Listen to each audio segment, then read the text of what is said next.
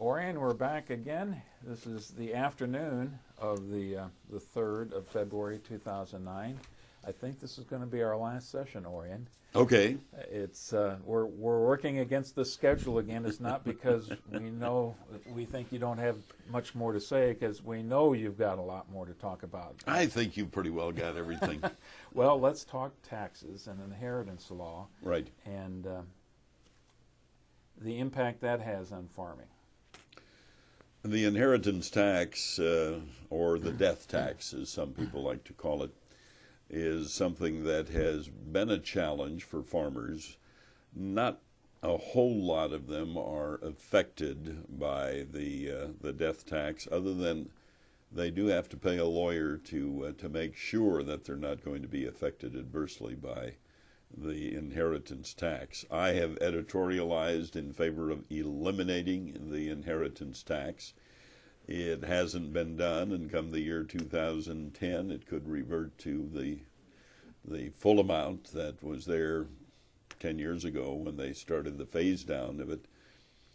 And I think my idea is changing a little bit on inheritance, and part of that is based on a conversation I had with former Texas Congressman Charlie Stenholm at the Cattlemen's Convention.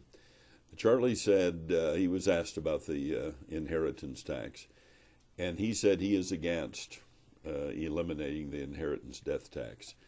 And he said the timing right now is not good at all because of the economy of the nation and the situation that we're in. He said he just doesn't see anything happening.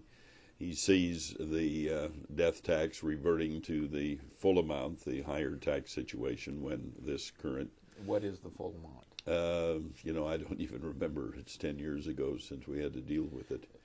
But I think the exemptions are rather low, the value. It's $1 million, anything over $1 million? Something like that, but I wouldn't want to be quoted because, as I say, that was 10 years ago. Okay. Charlie's reasoning on this, first of all, he doesn't think it's politically possible, but he said rather than eliminate it, he would much rather see legislation that would escalate the exemption amount. He said probably to $10 million. And if you get it to $10 million, it would not affect that many farms and ranches. Because he said, as we look at what's happened over the last decade, and you've seen the tremendous amount of money that has been made by some individuals outside of agriculture, money that's been made on bonuses and everything else, he said, do you want them to not pay inheritance tax when they die? Don't you think that some of these gains were ill-gotten anyway and probably not deserved? And so we should at least have access to them, when the estate is passed on. So he said there's that side of it. Plus the other side, he thinks politically it makes more sense to just get the exemption raised, and then that would pretty much take care of it. What are the implications, though, for that son who's due to inherit his father's land? There's no estate plan in place. How does that play out for the individual young man who wants to continue on in farming, but the inheritance laws makes that more challenging? The first thing you have to do is get that young man to sit down with his father while he's still alive and make an estate plan. That's probably one of the things that really concerns me, is the fact that so few farmers have an estate plan. And here, too, I've editorialized about the importance of the family sitting down together. And this is not easy emotionally, to sit down with mom and dad and to talk about what's going to happen to the farm when they're no longer here. But I say the worst thing that parents can do is to leave an estate without a plan. Because if you think you do not have an estate plan, you do. And it's the IRS. Because they love it if you don't have an estate plan. Because that means they get their hands on a lot of what you have worked so hard to keep, and don't feel that it's automatically going to be passed on to your heirs, because under the law it will not be. We did a series of meetings, two friends of mine, a financial manager and a farm realtor, about 3 years ago, that we called Pathway to Progress. And we designed it for farmers that were in the path of urban sprawl in the Chicago area. And the whole purpose was to let them know the options that are available if they are going to be involved in selling land for development. And I remember the meeting we had at Rockford. There were 50 farmers there. And at the outset, I said, how many of you have an estate plan? And I think 5 people raised their hands. And that meant that the rest of them in that room, if they were killed in an automobile accident going home that day, there was no estate plan in place. So we strongly recommended that that's the first thing you do. Get a capable lawyer. And the other interesting thing is this farm may be worth $10 million, and farmers don't want to spend $1,000 for an attorney to possibly set something up. Is that what's holding them back? In some cases it is, absolutely. Because my friend who is the financial planner followed up with a lot of the people after the meeting who said, yeah, they'd like to talk more. And the big hang-up for several of them was, hey, paying a lawyer $1,000 or $2,000 or $3,000, we're not going to lay out that kind of money. And they didn't. And, they didn't do an estate plan. But if you don't have an estate plan, and I've seen this happen, and my friend who's a financial manager has seen it happen, it'll tear a family apart. It really will. And I know of one case where the parents passed away. There was a son deeply involved in the farming operation. There were 2 sisters who were married and were not. And the son wanted to expand the operation and bring more livestock onto the farm and add some acres to it. And the 2 sisters wanted their money right now. And by the time they got it all settled, because the parents had not designated that this amount would go to the son and this amount would go to the 2 sisters, and that there would be a 5-year payout or a 6-year payout. None of that was in an estate plan. As a result, that family doesn't speak. He doesn't speak to the 2 sisters today because it stopped his expansion plan. It has curtailed his farming operation, and because he had to sell land in order to pay them off the full amount. And had the parents just left an estate plan, that wouldn't have happened. It tears families apart, and it's so unfortunate. What's your advice to a family? Say you've got parents, they're getting up in years and the point in time where they need to pass on the farm. They've got, as you just said, a son or a couple sons or a daughter who are really into the farming, and you can see them continuing on this farm. And then there's siblings who aren't. How would you advise them to develop that estate plan that's going to work? I'm not an attorney, but I would certainly say the person who wants to keep that farm in the family and farm it should be treated differently than those who simply want their money out of it. And I don't think that's unfair at all, because in the case of the family I outlined, the 2 sisters were married off on their own jobs with their own families.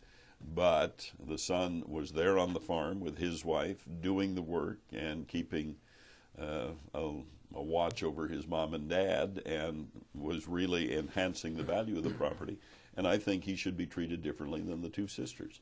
And you talk to estate planners, and many of them will say the same thing, that the person who wants to continue farming on that farm should be treated differently than those who simply want their money out of it. The other thing, and I do get this question after editorials, and I say, you have to sit down and do this. And you don't have to wait till your parents are elderly. As a matter of fact, get the planning in motion early.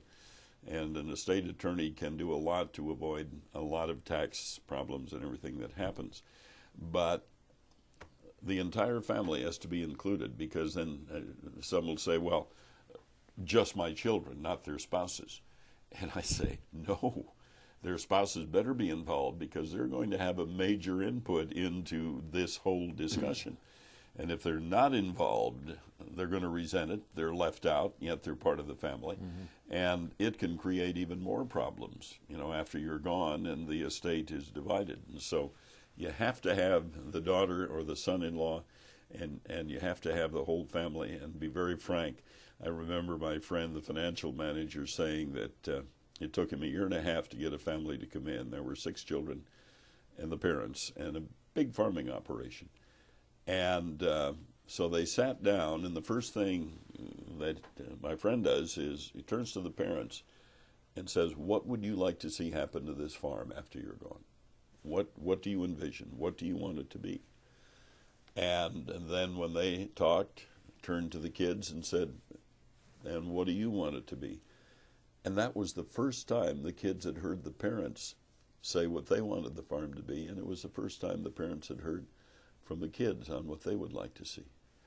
Had never discussed it at all, and there were some surprises there for everybody. But in that case, it did work. They got the plan laid out, and the farm stayed intact, and it continued in the family name. So I just urge people to get an attorney, make the investment that could save thousands or hundreds of thousands in that investment if you have the plan in place. And from what you've explained, not just saving money, but saving feelings and relationships as well. That's probably more important than the money when it comes down to it. And my friend, the financial manager, while I've only seen it a couple of times, he has seen it time and again, where it just splits the family. And that's sad.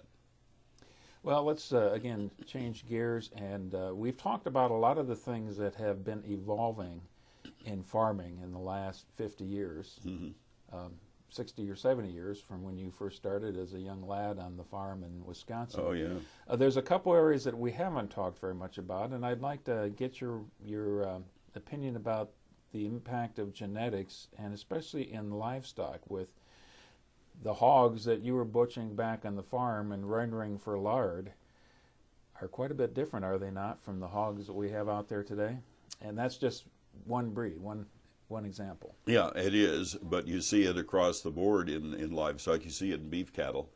When I first came to Chicago in 1960 and would go out to the International Livestock Show, which brought in some of the best cattle in the world, you saw heavy cattle that were pretty squatty and not a lot of length to them to give you the rib that would give you more of the primal cuts and all that. But at that time, you wanted a blocky, square animal out there that was solid and pretty heavy. We've watched that change over the years, first of all with genetics, but secondly with new breeds being brought in. I remember when Charolais cattle made their first appearance at the International Livestock Show.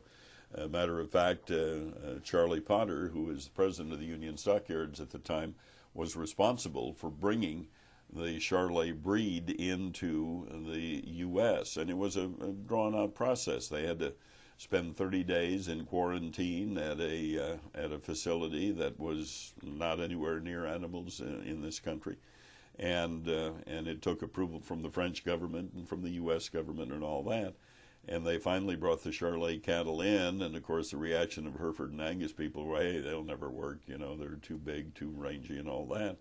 But pretty soon you saw the breed having a major influence on the basic breeds here. You'd get Charolais Angus cross, for example, and it would tend to lengthen out the animal and give you more lean primal meat cuts and that sort of thing. And so you watch that evolution over the years, and then you had the Limousine cattle that were brought in, and the Limousine cattle. Yeah, Limousine. That's the breed. Again, okay. It's a European breed, Limousin, and so you had Charolais, and you had Limousine, and then you had the crossbreeds, and if you were in the South, you had Santa Gertrudis that could handle the heat much better in the South part of the country. And it was interesting just watching that animal evolve into a meatier animal that provided more return for the packer and for the producer. Same with hogs. It, again, was the same thing. What's been driving the changes? Has it been production end of the equation, or has it been the American tastes have have been changing over time? I think it's been a combination, but more the producer's side and the processor's side. Processors want as uniform an animal as they can coming across that harvest floor, because it makes what they do a lot easier, particularly in hogs. They like uniformity and the length of the hog, the carcass of the hog and everything, rather than having a short one and a heavy one and then, a leaner and a longer one. So I think more the processing side and the production side has had that change. And the consumer may not even be aware that he or she is getting a better product because of this breeding and because of what they're doing. And then the other important part of the picture in livestock is the change in feeding and nutrition. That has advanced greatly, whether it's a dairy cow, a beef animal, or a chicken or a hog. The nutrition side of it is much more complex, more formulated than we had seen. I remember when we fed our dairy cows, we'd take oats and corn to town, and the feed mill would grind it and put in some minerals and a little addition, and you'd bring it home and you'd feed that. That's changed. What's your argument then to those who say, that free-range chicken tastes so much better? You know what? I will never order free-range chicken in a restaurant, because I remember what our chickens ate in the barnyard when they were free-range. Honestly, I will never order free-range chicken. Never. So you don't buy the argument that it's tastier, or you just that lingering memory? Lingering memory of, I saw what they ate out in the barnyard, and I don't think that really promotes that good a product. Okay. Here's another evolution, or revolution, if you will. And you alluded to this earlier, GPS. Major change. And how has that impacted farming? It's impacted it in several ways. Again, it has increased the efficiency. But I think what is probably the biggest benefit of all, it has allowed farmers to apply fertilizer where it's needed. And let me explain that, because it was so well demonstrated to me at a Wisconsin Farm Progress Days event quite a while ago. I'm standing looking at a monitor, and I see this moving line going across the monitor screen, and it changes color as it goes. And then I look out at the cornfield, and it's a combine that's crossing the cornfield, and that's what I'm seeing on that screen. The reason it changes color is there are yield monitors on the cutting bar of that combine that every 12 inches gives you the yield that's coming across that combine. Where the color changes is when the yield increases. And I think in that field at that time, in one trip across the field, the yield went anywhere from 98 to 122 bushels. That was being harvested as it moved across that line. Well, it was kind of a hilly field, and so if it was on top of the hill, you'd be getting less yield, and then as you'd go down where the richer soil was, you'd get heavier yield. So it gave you that kind of a readout on the yield. So now let's fast forward to springtime when it's time to put fertilizer on that field. You take that same computer card that measured the yield, and it'll be programmed to put into the fertilizer applicator truck when it's there, to put more fertilizer where the yield was greater, since that took more nutrients out of the soil, and less fertilizer where the yield wasn't as great, because that didn't take as much of the nutrients out of the soil. So as a result, you are putting down pretty much what you really need as you move across that field, thanks to GPS.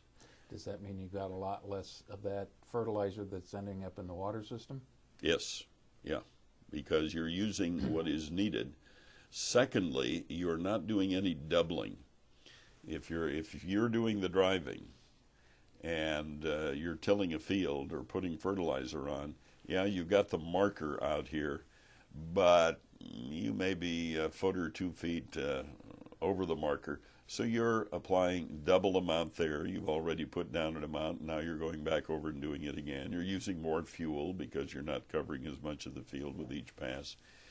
And so you put all that together, and it just raises the efficiency of what you are doing. And they now have it. There was a time when, you sit in the cab of the tractor, and when you got to the end of the row, you physically turned the tractor. Well, now you no longer have to do that. You can program that in, and it'll get to the end. It'll raise the tillage equipment. It'll make the turn, and it'll go right back. And I know some farmers in North Dakota who, at planting time, run the tractor 24 hours without a driver. They just keep it going. And you don't have the fatigue factor, and you don't have the doubling, and you don't have the missed rows and all that sort of thing. So it has made the use of the production tools much more efficient. Same can be said, same analogy for herbicides and pesticide application? Same thing, that's right, because again, you're not doing any doubling. You're not going over an area. And, okay, it's not much. It's a foot or 2 feet. That's not much. But when you add up the entire 100 acres or 160 acres, then it really does make a difference. In all of your travels throughout the world, then, I want you to reflect on where that level of technology is being used and where you're not seeing it used, and maybe the dynamics there. Not seeing much of it in Asia. You are seeing it in South America, in Brazil, Argentina, seeing it in Australia. You're seeing it in Europe, but certainly not as much as you see it here. Because of the scale of the farm? I think, farms tend to be smaller. And in Europe, after going through World War II, they saw what it was like to not have the ability to produce food because farms were torn up, fields were torn up, and everything. And so Europe has made a conscious effort to keep that smaller farm in business. And they do that with subsidization. And so you're going to have smaller farms to deal with there because it's government policy to not let them get large and in few hands rather than in a lot of hands. They want people to be able to produce. Okay. The next series of questions are going to be dealing with cultural issues in farming. So let's start with this one, the future of farm communities. Depends so much on the leadership in the community. You see towns that wither and die, and that does happen if they lose the industry that's there. In the case of the small town that I lived next to, there was a creamery there, and that's where all of the dairy, all of the milk came into that creamery. And when the creamery closed, the town pretty well dried up. It's made a little bit of a comeback, but not much. An ethanol plant has done a great deal to bring a community back. But it really comes down to how committed the residents of that community are to keeping it alive and making sure that is a thriving community. I think one of the things that will help a lot of communities is getting broadband, and that is much better than dial-up, because that could keep younger people in the community because they could have a city job that they could be doing from that community. Or families that are living there could get outside work, I think, because of having the computer capability. But there's a town in southwestern North Dakota, Bowman, North Dakota. I was invited to speak there 2 years ago, and you can hardly get there from anywhere. And I ended up flying into South Dakota, into the Black Hills, and then chartering a plane to fly north to get up to the Bowman community. And it's pretty desolate country. There's not a whole lot. A lot of big cattle ranches. But then I saw something else that was down there, those little oil pumps. And they discovered oil, I think about 10, 12 years ago. And one 76-year-old rancher said, all my ranching life I've scraped and given up on getting things that would have made life more comfortable because I didn't have the money. He said, now I get a check for $75,000 every month. and I don't know what to do with it. I have no idea what to do with it. But you get into the town of Bowman, and here is as thriving a community of 1,400 people as I've ever seen. They have a new high school. They have a senior citizens home. They have an excellent museum. They have a fire department that not only serves the community but trains firemen for other communities. Homes are neat and nicely done, and nearly every public building had her name on it. And I met the mayor, a young lady, 37 years old. She was a spark plug mayor. And I said, why are these names on all of these buildings? She said, because our citizens believe in the community, and they put us in the estate and in the will. And so she said the high school was really paid for by 4 families. And they had a beautiful gymnasium, and it was just magnificent. And wherever you looked, you saw things you would not see in most communities. Now, part of it was oil money, but there are those people like the rancher who said, I don't know what to do with it, and so they give it to the community. I guess that's what I mean by leadership, that says this community is going to live or this community is going to die. So much of the community's identity is tied up in the institutions of the town. Yes. We've talked about rural churches already and how important that is to the identity of a community. How about those schools? And especially when you get to the painful subject of school consolidation. We went through school consolidation in Wisconsin 2 years after I graduated from high school. And it was probably one of the most angry fights that you'd ever seen. First of all, people didn't want to see their school close. Secondly, if that was going to happen, they didn't want it to be in the next community. They wanted the school to be in their community. And you're right. It's another one of those tear the community apart situations, because emotions run so high. Because the people who are not going to school did at one time. It's their school, their kids' school. They want it to be their grandkids' school. But on the other hand, if you're going to give your kids and grandkids the education that they need in this world today, then you've got to have a facility that can do it. So I think most of the consolidation has happened. I think in states like Wisconsin and Illinois, I don't see a whole lot more consolidation.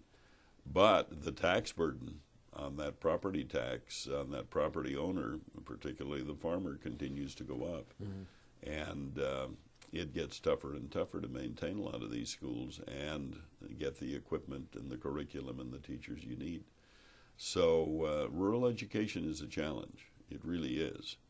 And I look back on my rural education and I think it prepared me pretty well. That one-room schoolhouse. That one-room, 8th-grade schoolhouse. It gave me the basics, and I still use them today.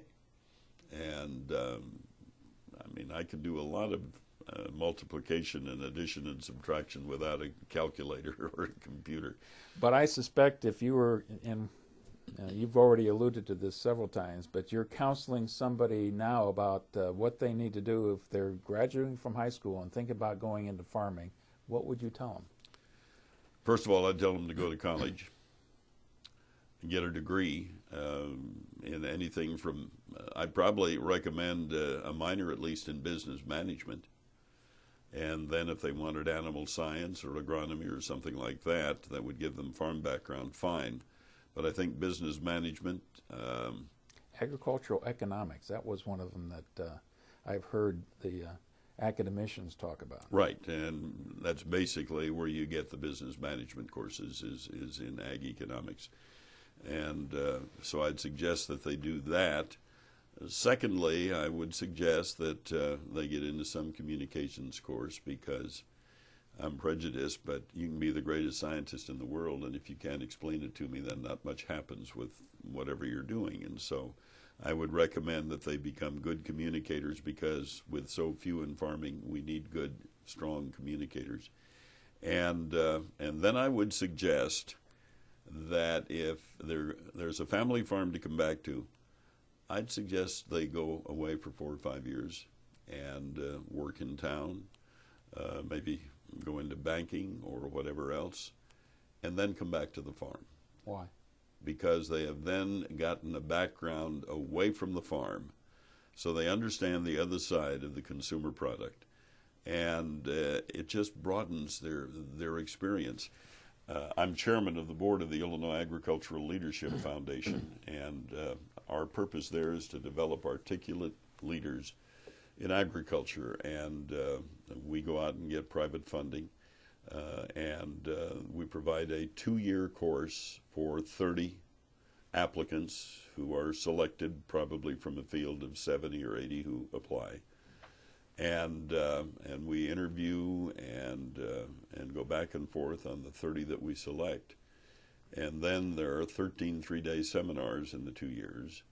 There is a 1-week stay in Washington, D.C. to get a good close look at how government works, not just agriculture, but Treasury Department, the Defense Department, the State Department, so that they have an understanding of what makes this country run. And then the second year, there is a 2-week international trip, not to go and see how people farm, but to see what government policy is on environmental issues, on technology, on trade, and yeah, they will go out and see 2 or 3 farms, but they'll basically meet with the leaders of that country to get an idea of what makes it tick. The last group we had went to Poland, to Czechoslovakia, and ended up in Germany. We've sent them to South America, we've sent them to China, we've sent them to the European Union, we've sent them to the Soviet Union. Each year, each class we take to a different place. And our goal when they come out of that class is to become a leader in the local community. Could be church, could be school, could be the local cooperative, or in the national community. And out of that course, we've been doing it now, I think this is the 14th class. And we've had the first ever lady director of agriculture in Illinois, the current president of the Illinois Farm Bureau, a president of the National Corn Growers Association, president of the American Soybean Association, have all come through that training program. And agriculture so badly needs articulate people who use good grammar. There's one of the real irritants I have is if I'm interviewing a farm leader or something and he'll say, well, I have went there before. It just drives me up the wall, because that perpetuates this hayseed image that some people have of farmers. And I think that we need to have articulate people who are equally at home in a conference boardroom or a corporate boardroom as they are out in the combine cab or the tractor cab. And that's what this program strives to do. And I think we've been very successful in building that kind of leadership in Illinois. Well, you play a huge role yourself, because you and Max are the 2 more prominent voices in agriculture out there. And part of the training program is each class gets in front of a TV camera with me and have no idea what I'm going to ask them. And I find it hard to be nasty to people, but I tend to take the role of an urban reporter saying, what kind of poison are you putting in my food as you go out there and do this farming? And it's designed to help them react quickly and think on their feet, because if there's an issue, if there's a mad cow break out, you could have a camera in your face right now saying, well, am I going to die? And so that's part of the media training. And again, I'm prejudiced, but I think you have to be able to communicate. I'd be willing to bet that most of the people who go through that drill remember it. That stays with them. Well, what we do once we have done it, the interview runs about 3 or 4 minutes, and we do that out of the meeting room individually. And then when I've done all 30, we all get back into the meeting room with the monitor set up, and we play each one back. Well, that's a dirty trick. Well, and then I ask the other class members, okay, critique them, keeping in mind that you're going to be critiqued too, and let's keep it constructive and let's keep it positive. But yeah, you're right. They do not forget it, and a lot of them fear it because they know it's a part of the course. This current class that came on board last October, I'll be doing the nasty interviewing in July, And it takes about 6 hours of program time to do it by the time we have interviewed each one and then played back and offered the critique.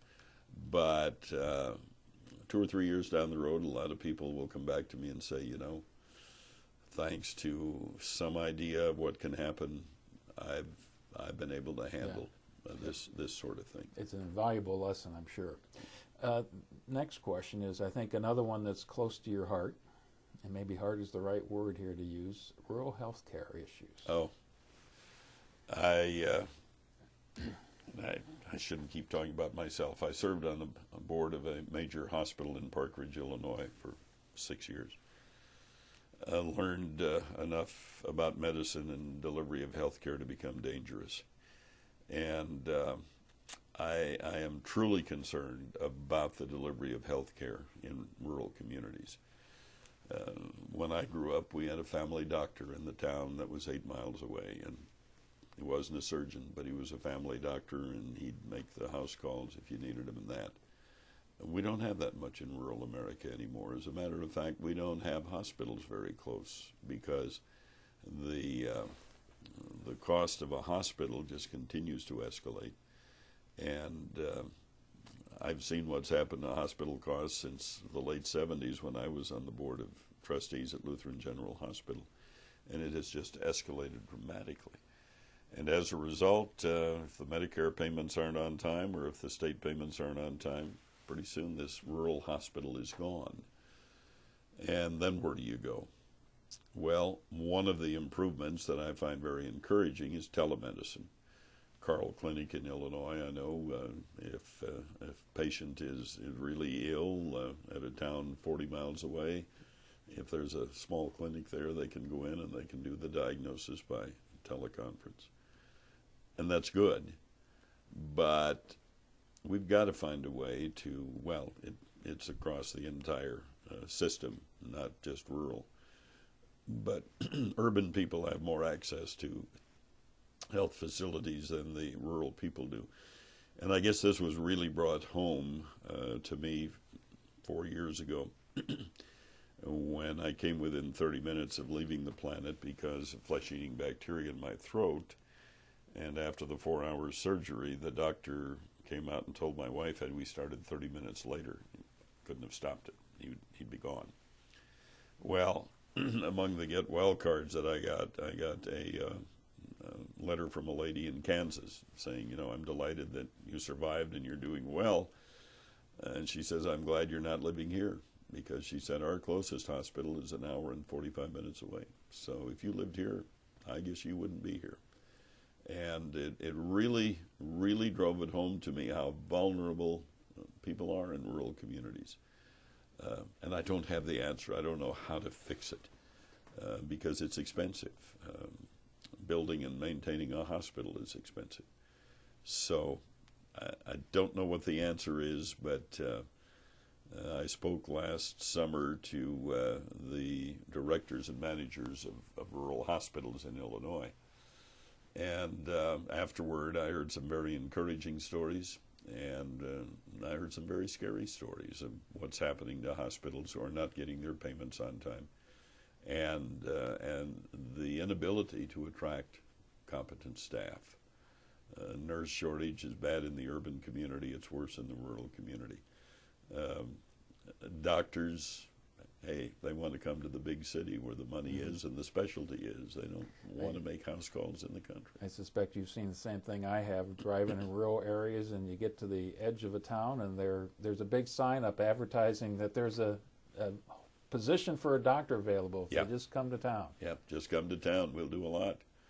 But I can understand the cost of getting a medical degree today is expensive. You do the interning. It's difficult on family. And so when you're finally ready to make a living, you want to make as much of a living as you can. And I can understand that. Some communities have established scholarship funds for medical scholarships with the provision that if you're the recipient and you accept it, once you have your medical degree, you come back and practice at least 5 years in the home community. I asked some of the hospital administrators at the meeting last summer if it's working, and some said yes, others said no. And then I wanted to know those who stay for the 5 years, do they stay longer? And it was about 50-50. After 5 years, they were ready to head for the city, the bigger hospital. Yeah. Well, let's talk about a little bit more about that big city and the boundaries between rural areas and the big city and urban sprawl. Major problem until the economy turned down, and then all of a sudden it has slowed down, this business of urban sprawl. But over the years, I've watched an interesting evolution in the Chicago area. I use this Cessna airplane quite a bit, which lets us fly at 2,500 feet and get a good look at what's happening below us. And I would say 25, 30 years ago, when you'd fly out of one of the close-in suburbs of Chicago, it wasn't too far out before you encountered farmland, and you'd see a mixture of livestock farms, dairy farms, and grain farms, and so on. And then over probably the next decade or so, the livestock farms sort of disappeared, and now you were basically looking at grain farms with no livestock, and that was in the belt surrounding the city and the suburbs of Chicago. Well, then over the next decade, it evolved even further, and the grain farms moved further out, and now you see the farms that are closer to the suburbs, the green industry. You see the landscape farms, the tree farms, the sod farms, that all have to be close to their market, and so they tend now to do the production closest to the suburban area, and then you go farther out in the grain farms, and then you go farther out in the livestock farms are there. So I've watched that evolution from the standpoint of Chicago's urban sprawl, but you find some farmers who don't want to sell, and they hold out, and pretty soon they are totally surrounded by housing developments. And then the battle starts and winds up with, once again, the lawyers probably benefiting the most from it. And that's unfortunate. You grew up on a farm. Yes. Your identity is as a farmer? Yeah. A broadcaster and a farmer? Right. Emotionally, what's the tug of war going on in you when you see that kind of a urban sprawl? Well, it bothers me to see very productive farmland covered with asphalt, because you know it'll never be productive again. You're not going to, once you've done that, you're not going to reclaim it. And I guess I would advocate not doing 5-acre home sites out in the country. I think that as world population grows, we're going to have to do our expanding vertically rather than horizontally. And I don't know if it's the best use of land to put a home on 5 acres so that somebody can say, hey, I've got this little farm. And if we're going to develop farmland for urban living, I think we have to use as little of the land as possible. I think we have to put people closer together. I live in a community now that 12 years ago was a dairy farm. It now has 5,800 homes, but the distance from my house to my neighbor's house is probably 10 feet, and my backyard is probably a 1/16 of an acre. So I do have outdoor room, but I'm not taking up much land. I mean, we put 5,800 homes on probably 1,200 acres, and left room for an 18-hole golf course, and a large pond, and a lot of wetlands, and all the amenities. It's a Sun City Del Webb development in Huntley, Illinois. And when I first saw it, I said I could never live in a place like that with 5,800 homes that close together. But I've been there for 3 years now, and it works out very well. And I feel that I haven't taken a lot of productive farmland, but I'm still enjoying quality of life and enjoying it. So.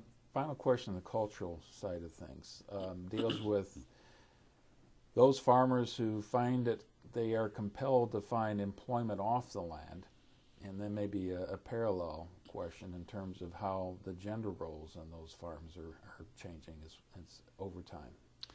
I think one of the driving forces for an off-farm job, besides additional income, and maybe even more important than additional income, health insurance.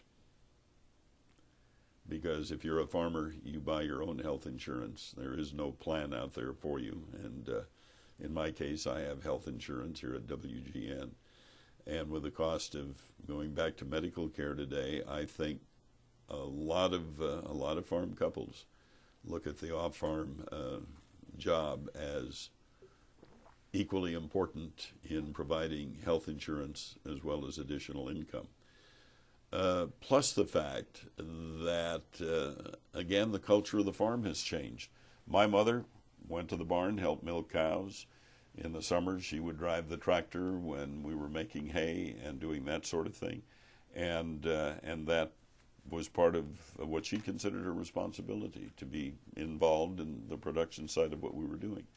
Well, with mechanization and the change in size of equipment and everything today, the spouse doesn't have to get involved that way, but a lot of them want to be active and involved, and so just the idea of that independence and getting away to have a job, I think, plays a role. But then the additional income does as well. There, as a matter of fact, I was looking a steady paycheck, because you don't always have that in farming. And I was looking at some statements that were made back in 1955, and that's 54 years ago. And one of the statements that had been recorded from there says it won't be long before young couples are going to have to hire someone to watch their kids so they can both work. That's what they were saying in 1955. And so that's how things have changed. And now urban families, particularly, I think, find both of the couples working. So. I suspect the next couple minutes here are going to make you a little bit uneasy, but what I want to do is to run through some of the things that you've been, the accomplishments, if you will, the awards and the citations that you've received over time. And I want you to reflect on just a couple of them that are especially memorable for you after I get done with the litany. I'm probably only touching the tip of the iceberg here. Yeah, but you'll notice most of them are honorary, so I didn't really work for them. National 4-H Alumni Award, FFA American Farmer Degree. I like this one. 1985, Scandinavian American Hall of Fame. You bet you had to go to Minot, North Dakota to do that. Yeah, you betcha. 1994, Heifer? The Heifer Project International Man of the Year. 1997, I think this one's close to your heart. Jim Edgar names the Junior Livestock Building at the State Fairgrounds after Orion Samuelson. You know, you can get plaques on the wall, but when I go to the State Fairgrounds and see my name on the building, that's a very special feeling. Now, he also told me that I would have to clean out the manure after the state fairs as part of the deal. What a deal. 1998, I imagine you remember this one as well. American Farm Bureau, Distinguished Service Award with Bob Dole. Senator Bob Dole, and I received it the same year. That was, I was impressed. Yeah, that's exclusive company that year. It really is, and we had become fairly good friends since I first met him back in 1972. 2001, Lincoln Medal from the Lincoln Academy of Illinois. 2003, I would think another hallmark for you, the National Radio Hall of Fame, awarded by Paul Harvey, of all people. Right. Tell us a little bit about that one. The Radio Hall of Fame is based here in Chicago. It's a national Hall of Fame, and every year they hold a banquet, and there are generally 5 broadcasters who are honored from various categories, from regional program host to sports to manager and to a talk show host and that sort of thing. And so when I got the call that I had been nominated, the banquet is held in November and nominations are made in April. And I get the call from Bruce Dumont, president of the museum and the Hall of Fame, saying, I'm calling to tell you that you've been nominated for an award. And I said, what award? And he said, well, regional host category. And I said, so who is that? And well, it was a personality, I think, from Los Angeles, and somebody from Dallas, and somebody from New York, and I forget where else. And I said, well, I'm really honored to be nominated. I said, I don't expect this to go any further because those are some pretty big names that I'm up against. But I said, just as an agribusiness broadcaster, I'm honored to be included in a regional host category. And I forgot about it. Totally forgot. And then the ballots came, and, people in the broadcast industry were asked to vote. And I had been taught you don't vote for yourself. I forget who I voted for, but not for myself. And I forgot about it. And I thought, it's a great honor. I've been nominated. And then in October, I get a call from Bruce Dumont saying, Orion, you're going into the Hall of Fame. You are the winner. And he said, I probably shouldn't tell you this, but he said, of all the categories and all the votes for the other winners, your margin was far and away the largest. I said, I can't believe that. I said, how many people know who I am? I serve a very niche community in serving the agricultural community. I said, I'm astounded and deeply honored. And so Paul Harvey has been a friend for a long time. And so the night of the presentation, my wife sat, and I sat at the table with Paul Harvey and his wife, Angel, which was a thrill unto itself. But the thing that impressed me the most that evening is that during the dinner, because we were strictly timed, the presenter had 1 minute and 15 seconds, because this was a national broadcast with Larry King, the host, and it was broadcast all across the country on radio, and so he had 1 minute 15 to introduce me. I had 1 minute 15 to accept. And while I never write anything, I decided, okay, this I better write, so I stay in the time boundary and everything. And Paul, of course, does write. He pounds it out on his old clackety typewriter. And during the dinner, Paul reached into his coat pocket, pulled out the script 3 different times, and read it. And I thought, boy, there's a lesson there. You can't prepare strongly enough for something. Here's Paul Harvey, who is probably the most listened to radio personality in the world, and he's checking his script 3 times. And it was a truly, truly great night, and one that I've never forgotten. Well, and to be honored by your peers. Yeah. That had to make it very special for you. It did. That was a very special year. That was the year that, I didn't go to college, didn't have a college degree. And that was, maybe it was a year earlier that I received the honorary degree of Humane Letters from the University of Illinois. So at age 67, I got my first college degree. Among other distinctions you've had, you met every president since JFK? Since Dwight Eisenhower. Since Dwight Eisenhower, except the current one? I've met him when he was a senator. He was here in the office. Yes.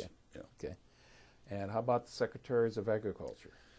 Well, Secretaries of Agriculture, I have worked with as a broadcaster since the Eisenhower administrations, and let me tick them off. Ezra Taft Benson, and then it was Orville Freeman, then it was Cliff Hardin, and then it was Earl Butz, and then there was a short term, about 3 months, and I forget his name, and then it was Bob Berglund. John Niebel? John Niebel, yeah, okay. Right. And then it was Bob Berglund, and then it was Jack Block, and then it was Clayton Yeiter, and then it was Richard Ling, and then it was Mike Espy, and it was Dan Glickman, and then Ann Veneman, and then Mike Johans, and then Ed Schaefer, and now Tom Vilsack. Have you met Tom? I have met him when he was governor. I've not met him yet in his new position. But before that, I interviewed Henry Wallace. Wow. and who was Franklin Roosevelt Secretary of Agriculture and Vice President, Charlie Brandon, who was Harry Truman's Vice President, and Claude Wickard, who also served in the Roosevelt administration. They all came together at Michigan State University in a special program, and I was there. And so, yeah, I go back to the 40s, really, when, you talk to Secretaries of Agriculture. In all of these various politicians you've met, which one is most memorable or stands out for you? Earl Butz will always be memorable to me. Bob Dole is memorable to me because he was just very good at responding to questions when I would have them, and he was always accessible. George H.W. Bush, I had the opportunity to interview in the White House and to have dinner with he and Barbara at a World Food Conference in Beijing. And he also came to a Farm Progress show where, I worked with him. And so, as a matter of fact, that's why I voted for George Bush. I thought anybody who has parents like George H.W. and Barbara got to be quite a guy. Yeah, that's a special pair. Yeah, it really is. What's your most memorable moment in all these many years? I guess probably on May 7th of 1972, stepping out on the front portico of the White House on a very misty night in Washington, and that was the night I was there. My wife and I were there for dinner in honor of Norman Borlaug, and it was my dad's birthday. And I kind of stood out there saying, never could dream that I'd be in the White House. You can take a pass on this next question if you want. Okay. Your worst moment from a broadcasting standpoint. From a broadcasting standpoint, boy, I haven't had what I would consider a worst moment. There have been technical breakdowns but I learned a long time ago, worry about the things I can control, and the things I can't control, don't worry. So we'd be out at a Farm Progress show, and the phone lines would go down 2 minutes before airtime. Hey, I can't do anything about it, so the engineer works on it, and we would get it done. But other than that, I've been blessed. I've just had more fun than anybody should legally have, and that's why I say I'm Norwegian. I'm 75, but being Norwegian, I'm half done. There you go. Well, you got another 20, 30 years at least based on your parents. Yeah, at least. Oh, yeah, absolutely.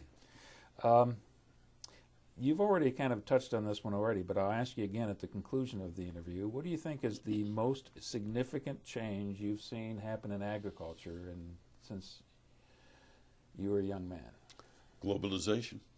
That's my one-word answer, because I think it has driven everything else. I think it has driven the technology. I think it has driven the genetics. I think it has driven the mechanization, because once we went into that world market, it just really, back in 1972, to me, that's when things changed, and that's when the American farmer and rancher became a part of the world community in a big way. And I run into people who say, well, I'd rather go back to the old days. You can't do that. It's not going to happen. So you just learn to accept change, because it's part of your life. And the thing that has bothered me about agriculture over the years is that it has allowed many times to be led by change. And seeing change and then having to adapt to it. And I keep saying it's time that we lead the change. And I'm seeing that happen. I'm seeing more and more that agriculture is leading much of the change that influences how it produces and how it markets and where it markets. And I'm encouraged by that. But I serve the greatest people in the world. What do you see for the future of agriculture if you had that crystal ball in front of you 20 or 30 years from now? Well, it'll be more vital than ever. World population will be larger. People have to eat, every time I'm in the Cessna flying over this Midwest farmland from 2,500 feet, as far ahead as I can see, as far off my right wing, as far off my left wing, I look at this flat prairie land, and we're right in the middle of it. And it's the most productive you're going to find anywhere. And technology, impossible to guess where we'll be on technology. I just can't imagine what's coming down the road. But we will continue to be the most efficient agriculture on the production side, and I hope we'll be the most efficient on the marketing side. I think I know the answer to this one as well. A very similar question. Future of the family farm. Family farm is really the most efficient food production unit we have on the planet. It does it far better than corporate farms. And there aren't many corporate farms. People say, well, it's all corporate farming. Well, it's family corporations because of taxes and everything else they've had to establish. But there is nothing to equal the incentive for a family to produce than you find on a family farm. And back before the tough times in the 80s, there were 10 non-farmer corporations that bought farms and added it to their business plan. And of course, the 80s were tough times for everybody. But I kept track of those 10. And by the end of the decade, only 2 were still involved in agriculture. Because I'm sure their stockholders found out that there were probably better returns on investment long term or short term than owning a farm. And going through the tough times, why that I'm sure influenced some of them too. But family farm is here to stay. What does it take to be a successful farmer today and in the future? First of all, you got to love it. You've got to be as lucky as I am. And what I told my kids when they were growing up, find something you'll like to do so much you'll do it for nothing, and then do it so well you get paid for it. And so that's the first thing. You have to love the land. You have to be concerned about environment. You have to be concerned about conservation. And then you have to have a college education in management, I think, is the critical part of it here. And the ability to manage money, because that's one of the challenges, too, that farmers have is managing money and knowing what their production costs are. How on earth can you produce a product and market it if you don't know what it costs you to market it or to produce it? And so farmers need to be better pencil pushers and probably need to spend as much time in the office managing as they do in the tractor cab. But if you do find a person who meets all of that, would you have any hesitation to encourage them to go into farming? Not for a moment. As a matter of fact, in the tough times of the 80s, when I would hear from parents saying, boy, I'm going to keep my kids from farming, I'd go back to them and I'd say, if they want to farm badly enough, you give them the best education you can. Turn them loose. They'll make the same mistakes you made, but they'll learn. And if they really want to do it, don't say no. Let them do it, because there's a need out here for what they do. Okay, and the last question, and really not a question at all. Give you the opportunity to say anything that's on your mind that you'd like to pass on to the future. I would just say I've enjoyed the opportunity. As a matter of fact, I've told several friends, I'm doing this for the Abraham Lincoln Presidential Library, and they look at me, oh my golly, gee, you must be somebody important, and that's the way I feel. So the other thing that I'm delighted about is that this is being done, and I know that there are many others in agriculture that are being talked to, and that's great, because with me, you're getting my biases, prejudices, and opinions, and they're not always right. But if I can stimulate thinking, we can all work together to resolve some of the issues we have, and this is an opportunity to do that. So thank you. Well, it's been nothing but an honor for me. I think I mentioned I've been looking forward to doing this one for a long, long time, and all of my colleagues have been excited about the opportunity to be able to hear what you have to say. I'm very optimistic because I'm hoping that this can reach a very wide audience of young farmers at the high school level or at the college level, communities that maybe never knew a first thing about agriculture, and hopefully you're explaining things, and I think you were. You're explaining things in ways that anybody can relate to and understand. So thank you very much, Orion. You're welcome.